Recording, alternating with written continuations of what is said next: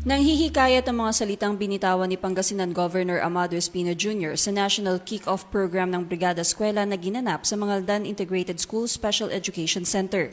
Ang Brigada Eskwela ay isang programa ng Department of Education kung saan layon nitong magkaroon ng bayanihan sa paaralan sa pamamagitan ng tulong mula sa komunidad, guro, magulang, local government unit at mga non-government organization. Tayo para sa kalinisan, kalikasan at kahandaan ng ating mga paaralan ang naging tema ng Brigada Eskwela sa taong ito.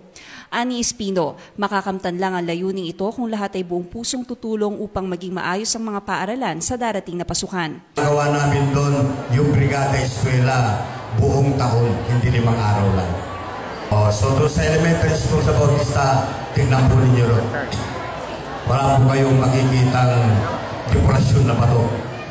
Wala po kayong makikitang dekorasyon na kawayan, na sticks na ginagawa. Makikita na lang po doon, patchwork, grass, classroom. Dahil para sa mga bata. Nagatid din ng kanyang suporta si Vice Governor Ferdinand Calimlim na pinuri ang bayanihan spirit na ipinakita ng mga dumalo sa kick-off program. At upang iparamdam ang kanyang kasiyahan, isang awitin ang kanyang handog. Pangarap ko, Mangaldan ang mahal ko.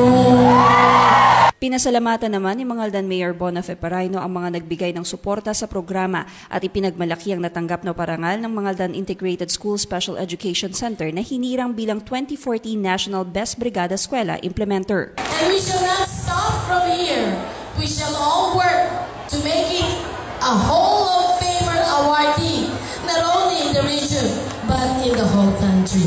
Isang linggo magtatagal ang Brigada Eskwela na ngayon nasa ika-11 taon na. Umaasa ang DepEd na lalo pa nitong mapapatibay ang bayanihan upang masiguro ang kahandaan ng mga pasilidad ng mga pampublikong paaralan sa pasukan. Cherise Victorio para sa Capital News TV.